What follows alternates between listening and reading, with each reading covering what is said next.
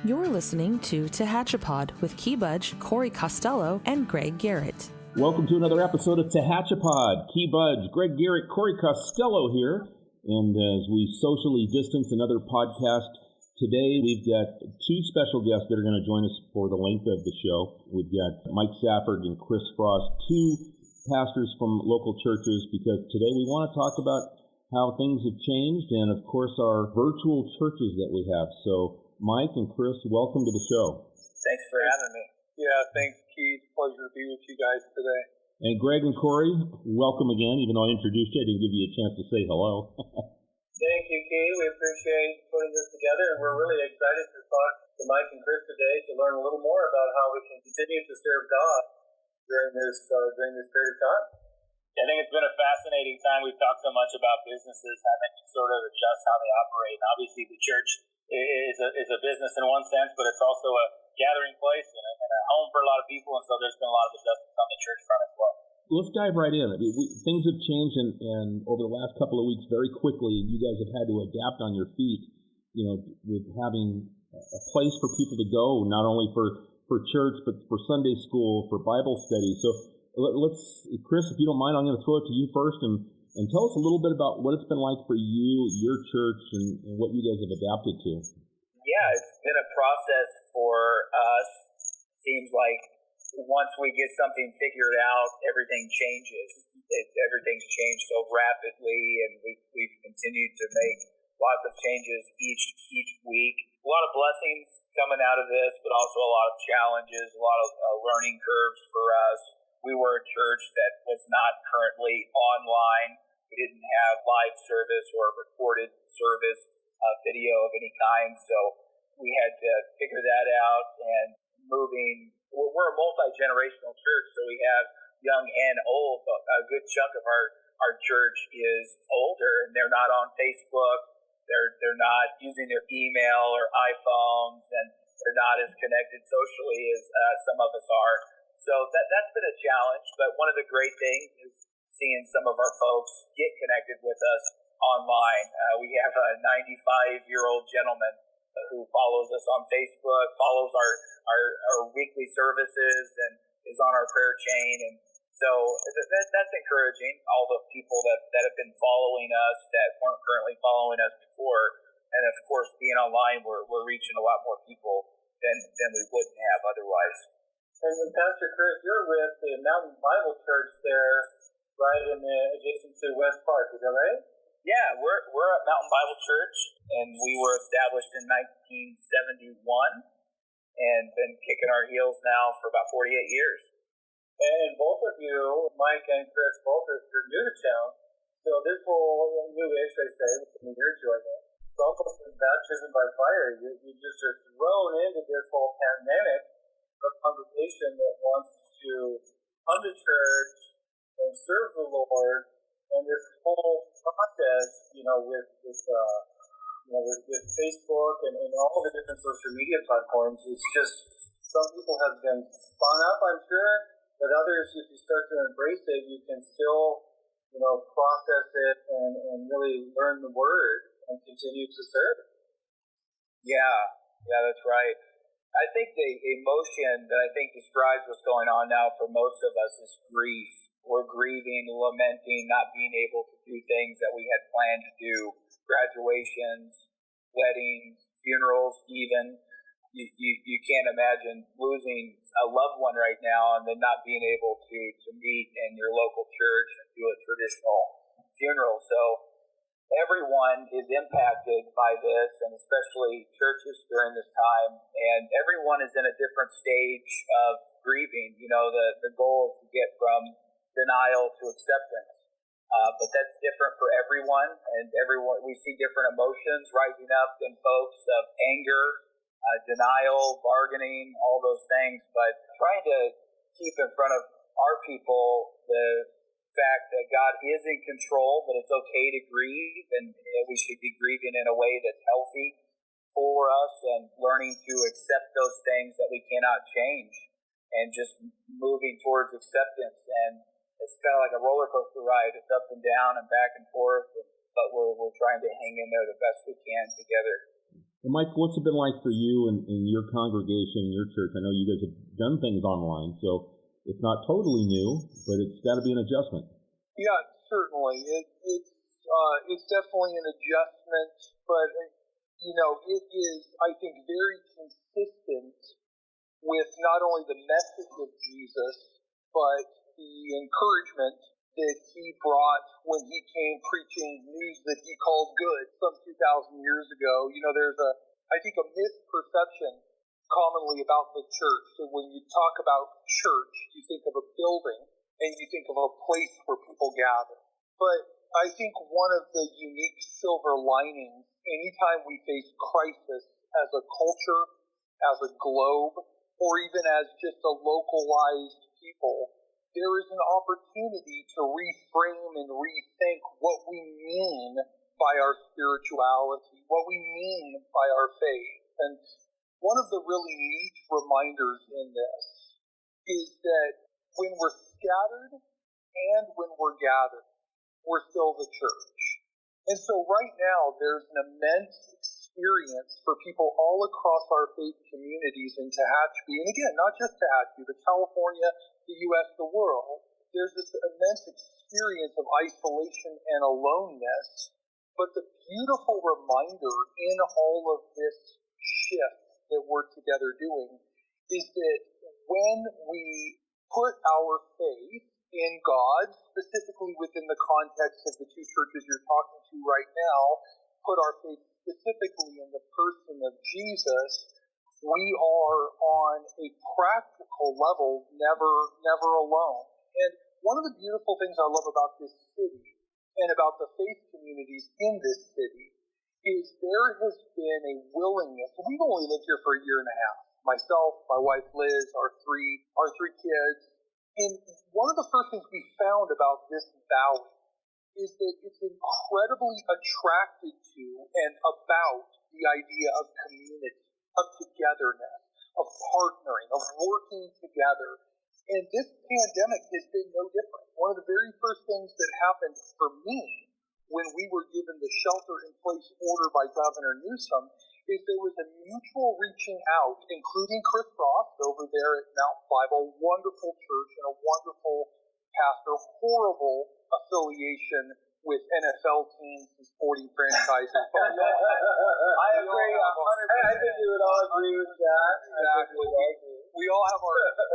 But before we were absolutely told, hey, you can't even be in gatherings of 10, there was a representative from the city and representatives from 7 of our most substantially sized faith communities in Tehachapi that came together and said, look, how are we going to do this together? And the key phrase there was together. That togetherness, that collaboration, that reframing or rethinking, what does it mean to do faith in this environment, I think is very consistent with the spirituality offered by Jesus. I don't think he had any interest in creating little institutions that were silos that basically just gave away religious goods and services, just basically gave away information. I think the spirituality of Jesus was about dealing with real time, real people, what's happening in the real world now. And I got to tell you, as a lifelong, born and raised in San Diego, lived most of my adult life in the crush that we call Orange County, being a part of this mountain community that cares so much about human beings, about life together, there is something beautifully reminiscent for me in that about what we find in the pages of the gospel, the good news according to Jesus. So churches like Mountain Bible, the church that I'm a pastor at is called the Tehachapi Mountain Vineyard on Pinion Street, kind of over in the newer development neighborhood by Heritage Oaks. And it's just been fun to collaborate together with our other faith communities and the city to say, look, in our faith, in our lives, in our emotions, in our families, how do we do this new thing? So I'm thankful to be connected with guys such as yourselves. On that sort of note about working together, I mean, I think we all really appreciate the fact that immediately is when this all kind of went into place, the churches got together and then even asked us to be a part of, okay, what are we going to do? And I think my first comment to everybody was, look, we're not shutting anybody down. You need to think about what's best for your people and your congregations. And everybody made the decision to go online and make some kind of virtual presentation of their message. And then there's other cities in this county that are dealing with the opposite. There are cities in this county that have churches that refuse to close and are standing on the steps saying that the police department is ordering them to be shut down and you must leave. This is in Kern County. And so to not have to deal with that, this has happened for us. We've been blessed, our businesses, and then to have our church community not be at odds with the city trying to say that, hey, you're making us shut down, because that's not the case at all. It's been great to have a working relationship in a variety of areas, and then obviously this one, it kind of paid off when something like this hits.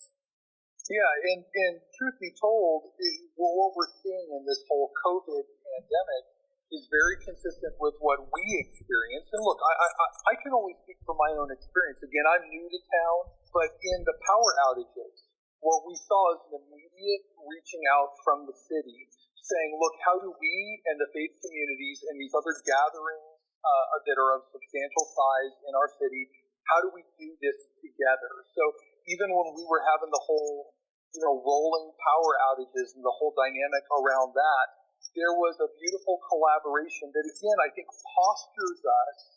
And I know, look, I get that this is kind of tongue-in-cheek. I'm coming from the perspective of a pastor. I'm a quote-unquote paid religious professional. But the reality is, I think the key to Christian spirituality is living the way Jesus lived. And there is a rich, personal, communal posture in this city that I think is instituted by the leadership in place that allows us to work collaboratively together, church and city, church and state. And, as a faith leader newer to the city, I'm thankful for that. I appreciate the opportunity for us together to be in a dark moment or a beautifully beautiful moment. Beautifully beautiful. I hear the college graduate. Beautifully rich moment to be in those together. One of the things that I want to comment is that we certainly are not recording this to preach to anybody, and not that we are necessarily, because Mike and Chris have had some very powerful statements. I think it in this program right now, and clearly we've wrapped it up. But I want to comment that the city and the churches work together. We've been working together well for years. This just because of this pandemic situation, we didn't reach out and say, "Oh, help." We've been working hand in hand to serve this community really well, and right now it's a great example. But prior to that, it was the community cleanup, it's feeding, it's housing, it's all of those things. Visiting some of the older shut-ins, helping with maintaining landscaping, all those things. Because what makes a community? A community is made up of people that care, right? And I think Chris and Mike, you lead that effort really well, as do our other pastors, preachers, and purchase in town. We appreciate all of that. What's the reception been like with the new tools? I mean, I'm kind of curious from both pastors' standpoints. I mean, Chris kind of pointed out that some folks had some technical challenges right away, but what has been the reception of the congregation to sort of this new shift in the new way to do church, so to speak, on Sunday morning and throughout the week? I've been pleasantly surprised and very appreciative of the support of our members at Mountain Bible. They're watching, they're commenting, encouraging one another, and it's just made the transition that we had to make so much better, with folks having just a good attitude about it. Yeah, and same with us at the Vineyard, Corey. It's been a shift for sure, but there is this profound emotional uplift when you're even on Facebook on a Sunday morning. We run in our normal experience of church. We do 2 services on Sundays, one at 9 a.m., one at 11 a.m. And we've stayed with that posture online, both through our website and our app and the Facebook Live feature. And what we have found is, at least, if not more, of our quote-unquote normal attendance, however you want to quantify that, has been present online. And even, Chris mentioned a 95-year-old individual kind of pivoting to technology and learning how to engage in that in Sunday. What a neat thing to see people who are seasoned veterans of the faith say, hey, for such a time as this, I'm going to learn a new way to do community, to jump into this, present to the current water we're swimming in together. And we've just seen the same thing at the Vineyard. We had, over 300, unique viewers this last Sunday morning, which would represent, they say, a couple people per unique viewer. So you've got hundreds of people engaging, all commenting, leaving notes about the worship they're experiencing. So even though we're all in our own living rooms, wearing our pajamas, drinking coffee, watching someone incredibly articulate like Chris Frost at Mountain Bible preach, you're still together. And for me, the first Sunday we were doing this, I was on Facebook Live. A bunch of our people are using our app, the Tehachapi Mountain Vineyard app on the App Store, but several of us were on Facebook. And I got to tell you, as soon as I saw those comments start scrolling through, like, hey, everyone, it's good to be together. Hey, everyone, virtual hug. Hey, everyone, what kind of coffee you drinking? I got to be honest, sitting in my bedroom, watching it from my reading chair, I just started crying. I was just so overwhelmed that in the weight and the pain and the difficulty of this moment, the Church of Jesus exists built on being housed in Him and not in a building. And I got to tell you, churches like Country Oaks Baptist, churches like Christian Life Assembly, churches like Grace Fellowship down on Tehachapi Boulevard, churches like Roots, and there's several I'm leaving out. There are so many that have pivoted to this virtual reality and said, let's just do this together. And I just got to say, I'm so proud of our faith communities all through this beautiful valley. I remember moving here some 15 years ago, and Sunday was shut down. You could go out and get a bite to eat, but businesses were closed on Sundays because it was church day. It's still a lot like that, but it's amazing. This community is so different than other places that I've lived. I'm happy to have called it home for 15 years, but it is this little slice of Americana that you think back to maybe like the 1950s, the Mayberries and those kinds of deep traditional roots of family and how much it means to be able to call people friends. So it's for me, it's refreshing to see us rebound and we're resilient, and just being able to, like you said, the opportunity to do something different. It's not a negative. We're finding the positive. Well, I've been saying. Oh, go ahead, Mike. No, you go.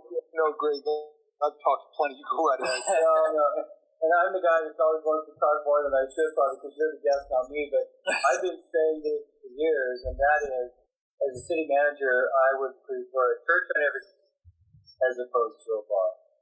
That's not meant to offend anybody, but certainly you're looking at communities and cities that thrive, communities and cities that have a church on every corner. They tend to do really well because they trust each other, they work together, they love each other. As Mayor Wiggins would say, they're very kind. She had the Kind campaign a couple of years ago. It made a difference. And in these troubling times, having a church on every corner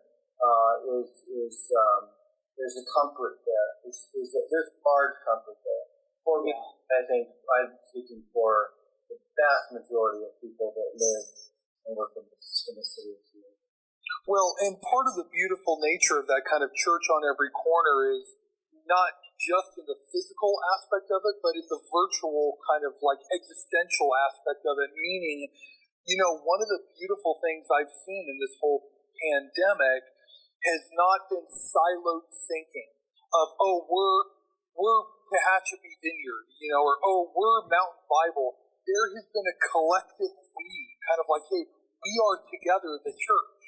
And that is a really felt, beautiful union in this whole pandemic that has included the leadership of the city to say, look, what does it mean to be the church? The word church in the Greek is ekklesia, and it doesn't mean a building. It means a people rallied, gathered together around a common goal, a common vision, a common passion, a common allegiance. And so what an opportunity this painful, isolated season, what an opportunity it affords us to allow our faith and our commitment to the culture to not be about our building and our programs, but to be about how do we serve the immediate need of what's there. This last Saturday, we have a really beautiful, we have a bunch of beautiful people in the community at the Tehachapi Mountain Vineyard, but one couple in particular is just passionate about feeding people who are hungry. And they did a drive-through. You have to stay in your car. You have to stay 20 feet apart last weekend for people that needed food. And in an hour, they gave away 180 sacked, pre-prepared lunches by Papa's House out in Stallion. And they stayed apart. They stayed away. They did it all within the parameters of what we've been given. But 80% of the people that came through were really there just to get prayer. Someone stood 10 feet away from their car, prayed for them. And just to watch people respond like that in the moment and say, how can we immediately meet the needs that are present? It's just, for me, it's just been such a privilege to be a small part of that. One thing that we haven't talked about is we're very blessed to have Adventists in town. You know, I'm talking about the hospital, church, with the hospital, and they're not pushing their religion at the hospital. They're pushing care, hope, wholeness, help. You know, yes. those words that matter so much. And we are so very blessed to have a religious organization come beside us and help us with health care in this city, in this community, and beyond. Without the hospital right now, I think we'd be in a world, a very different situation, a very dire situation. So yet again, another example of very positive. Hey, Greg, I'm in the hospital every day, have been for 4 weeks. I'm on call every night.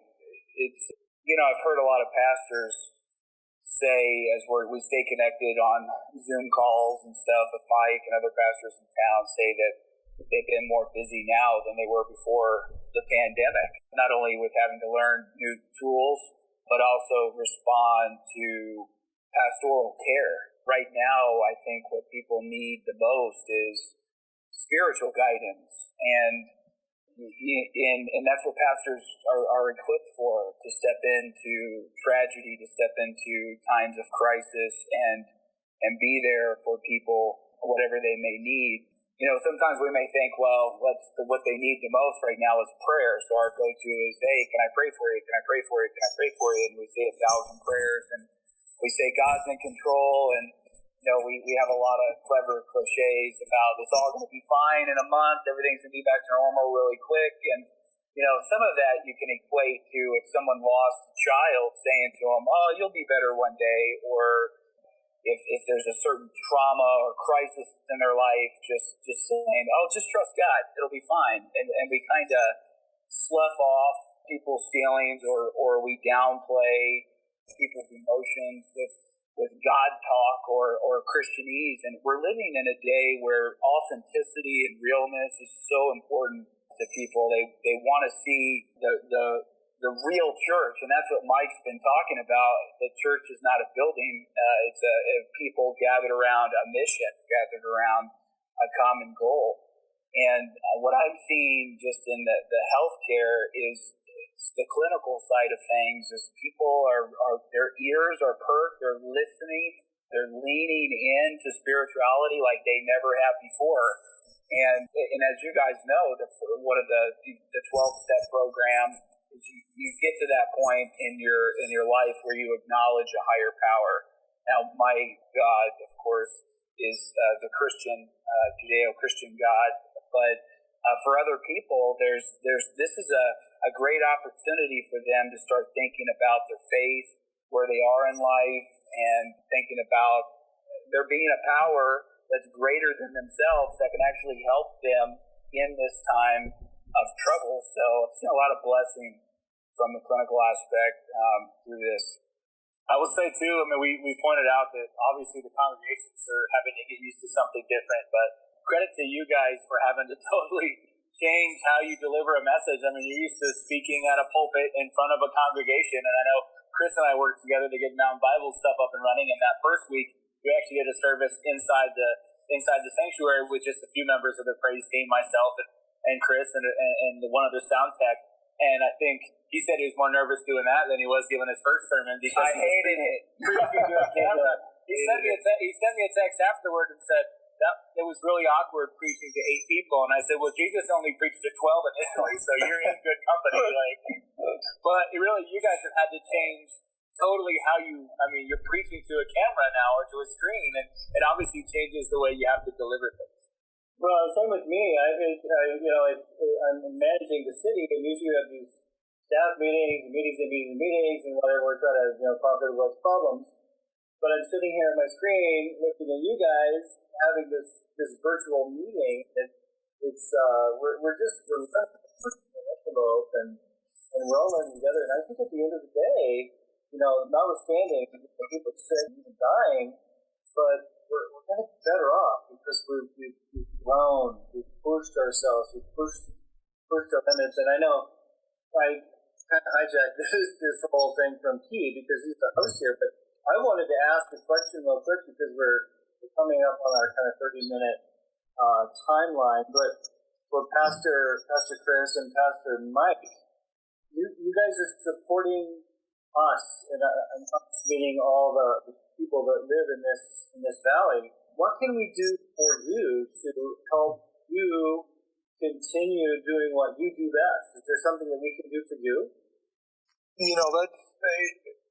That's a beautiful question, Greg, and it's an otherly question. And I would say what you do best for us as faith communities in general is just continue to model leadership in such a way that is outward focused and cares about their neighbor.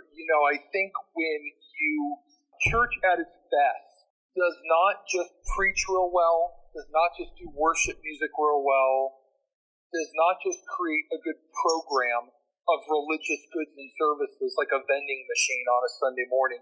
Church at its best models to people how to be present to the world around them, how to live our human lives well in the world.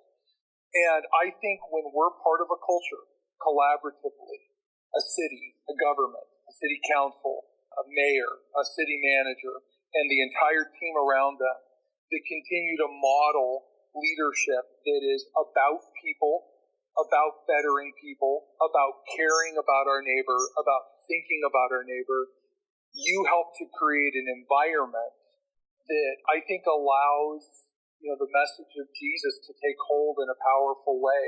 So I think you as a city leadership help the church be the church by creating a collaborative and otherly focused culture, as opposed to one that is comparative, competitive, gripping, and oppressive. And so continue to be who you guys are. I again would challenge collectively your affiliation with sporting franchises. Again, in particular, Corey, there's some real brokenness there. But other than that, just keep doing what you guys are doing. Chris, anything that we can do to make life a little bit easier for you or help you? Yeah. Can we get a Kansas City Chiefs flag at City Chris, I'm going to need you to stop talking, my man. I know, right? Hey, we got Mahomes. All right. Oh, geez, I don't want to talk about it. I'm just hoping that team finds a way to quarantine themselves so they can camp this summer. I concur with everything Mike just said. I agree with what he said completely. Just continue to model servant leadership and keep doing what you're doing. I love being a citizen of Tehachapi. We moved here not even 2 years. It'll be 2 years on Father's Day. And we have loved every minute of living in the city and love the leadership, love you guys, and just very proud to call Tehachapi our home. So we want to see it thrive and do well, and we, as a church, we want to be a part of that. We want to be a church for the city. So keep it up, guys. Thanks for what you're doing. Really appreciate you. Thank you. Yeah. And we got to wrap things up. Chris, real quick, tell folks where they can find you, your church, and then Mike, have you jump on right after Chris, as we're short on time. We're at mountainbiblechurch.org, and you can find us on Facebook, Mountain Bible Church. That's Tehachapi. You know, with the vineyard, if you Google TehachaPivineyard.org or upload our app, Tehachapi Mountain Vineyard app at the App Store, or find us on Facebook Live, Tehachapi Mountain Vineyard, you can engage any of our content, midweek services, virtual small groups, all that. But please check out all of our faith communities here in the Valley that are doing such a good job. Again, like we said, CLA, Roots, Country Oak, there's so many, Mountain Bible. It's just been such a beautiful patchwork, collaborative environment. Just really thankful. Check them all out, guys. Everybody Nazarene. Yeah, everybody's doing something different too. Tehachapi Nazarene.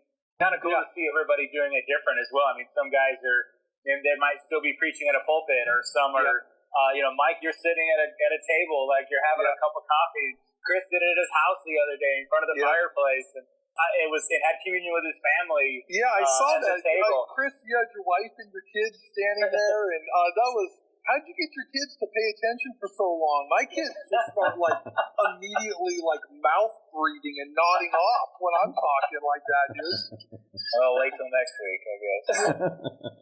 That's going to wrap up another edition of TehachaPod. Special thanks to Mike Safford and Chris Frost, Corey Costelloe, Greg Garrett for joining me.